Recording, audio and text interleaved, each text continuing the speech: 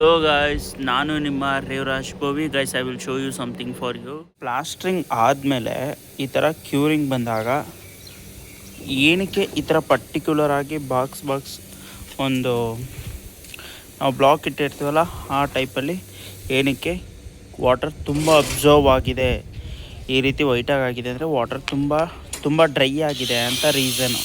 ಏನಕ್ಕೆ ಅಪ್ಪ ಅಂದರೆ ನಾವು ಇದು ಕನ್ಸ್ಟ್ರಕ್ಷನ್ ಮಾಡಿರೋದು ಬಂದು ಮಡ್ ಬ್ಲಾಕ್ಸು, ಇಟ್ಟಿಗೆಯಲ್ಲಿ ಕಟ್ಟಿರುವಂಥದ್ದು. ಆ ಗೋಡೆನ ಈ ಇಟ್ಟಿಗೆನ ಇಟ್ಕೊಂಡು ಕಟ್ಟಿರುವಂಥ ಗೋಡೆ. ಅದು ಏನಕ್ಕೆ ಆ ರೀತಿ ಅಬ್ಸರ್ವ್ ಆಗಿದೆ ಅನ್ನೋ ಒಂದು, ಆ್ಯಕ್ಚುಲಿ ನಾವು ಆ ಮಡ್ ಬ್ಲಾಕ್ನ ಚೆನ್ನಾಗಿ ನೀರಲ್ಲಿ ಡಿಪ್ ಮಾಡಿ ಒಂದು 10 ಮಿನಿಟ್ಸ್ ಕ್ಯೂರಿಂಗ್ ಆದಮೇಲೆ ನಾವು ಅದನ್ನು ವರ್ಕ್ ಸ್ಟಾರ್ಟ್ ಮಾಡಬೇಕು.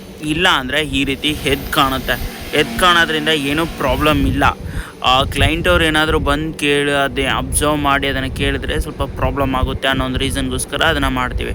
ಮತ್ತು ನಾವು ಅದನ್ನು ಬಾಂಡಿಂಗೋಸ್ಕರ ಮೋಟ್ರ್ ಹಾಕ್ತೀವಲ್ಲ, ಅದರಲ್ಲಿರೋ ವಾಟರ್ನ ಅಬ್ಸರ್ವ್ ಮಾಡ್ಕೊಳುತ್ತೆ. ಆವಾಗ ಸ್ವಲ್ಪ ಬಾಂಡಿಂಗ್ ಸಿಗಲಿಕ್ಕೆ ಕಷ್ಟ ಆಗುತ್ತೆ. ಅದೊಂದು ರೀಸನ್ನು. ಹಾಗಾಗಿ ನಾವು ಮಡ್ ಬ್ಲಾಕ್ನ ಯಾವಾಗಲೂ ಯೂಸ್ ಮಾಡೋಕ್ಕಿಂತ ಮುಂಚೆ ವಾಟರಲ್ಲಿ ಡಿಪ್ ಮಾಡಿ 10 ನಿಮಿಷ ಬಿಟ್ಟು ಕನ್ಸ್ಟ್ರಕ್ಷನ್ ಮಾಡ್ತೀವಿ. ಎಸ್, ಬಾಯ್.